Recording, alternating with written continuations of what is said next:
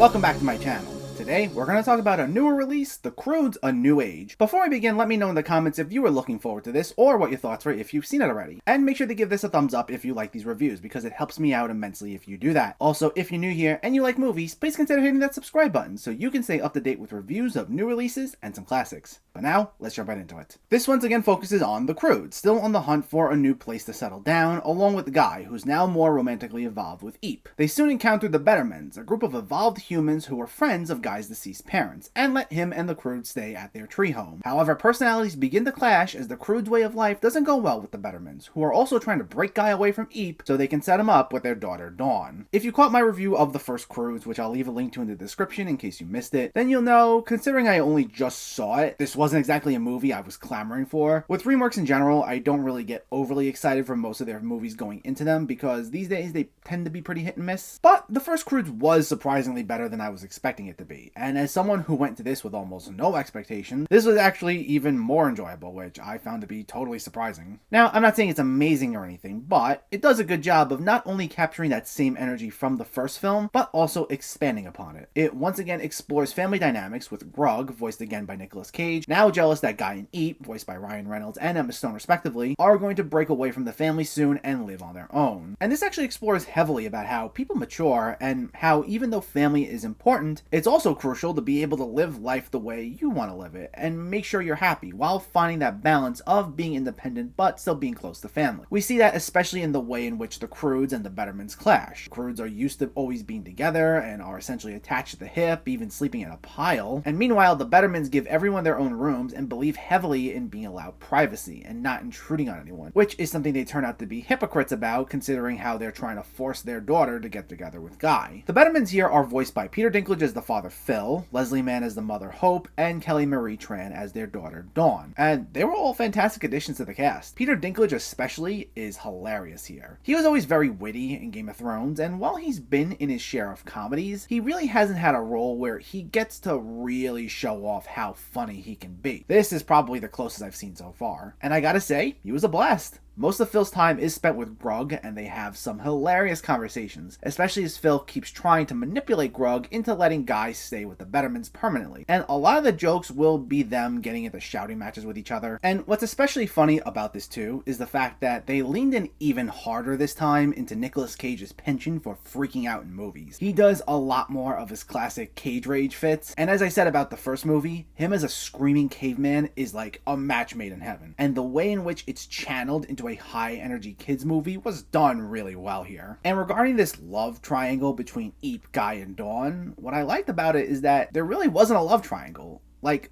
they actually have Eep and Dawn become friends, and Dawn doesn't try getting in between her and Guy. It's more the work of her parents trying to manipulate things without her knowing it. And a lot of it plays into how they actually shelter Dawn because they're actually too obsessed with privacy. There's a lot more going on in terms of complexity and nuance this time around, which I found to be somewhat surprising. Now, I'm not saying these characters suddenly become the deepest, but there's definitely a little more depth to them this time around. And I liked how well one subplot would play into another. And that's on top of once again being a very funny movie. Like the first film, it does have that same broad Dreamworks humor vibe to it, with a lot of the cartoon slapstick and quirky exchanges. And as I mentioned earlier, there are a lot of conversations where characters are yelling at each other and talking over one another. Every so often it doesn't work, but I think the humor lands here a little more consistently than it did in the first movie. My only other criticism for this is, even though it's the same length as the first movie, it does tend to feel just a tad bit longer. I think the second half especially isn't as strong as the first half. Not that it's bad. Without spoiling anything, it actually goes in a completely different direction than I was expecting it to, and it does plant the seeds for that early on. I just think that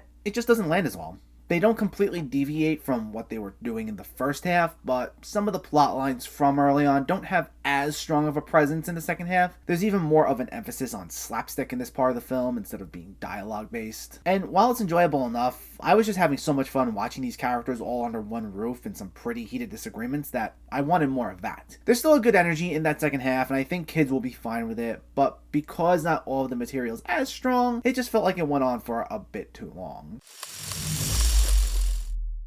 Overall, not only was this a pleasant surprise, but I actually liked it a bit more than the first Croods. It's by no means one of Dreamworks' best, but it has a great energy and can be very funny, and that's especially thanks to the talented voice cast, with Nicolas Cage and Peter Dinklage being the two big standouts. Like the first film, there's enough slapstick that kids will enjoy it, and the dialogue is fun enough that adults will appreciate it as well, and some of the added complexity they give to these characters is a nice addition, and makes this a worthwhile watch. The Croods: A New Age gets a 7.5 out of 10. So let me know, did you see The Croods: A New Age, or are you planning to see it, and what were your thoughts? Did you like it more or less than the first film? Let me know in the comments below. If you enjoyed this video, please like it and share it, and for more movie reviews and film discussion, please make sure to hit that subscribe button to stay updated. Thanks for watching, everyone, and I'll catch you next time.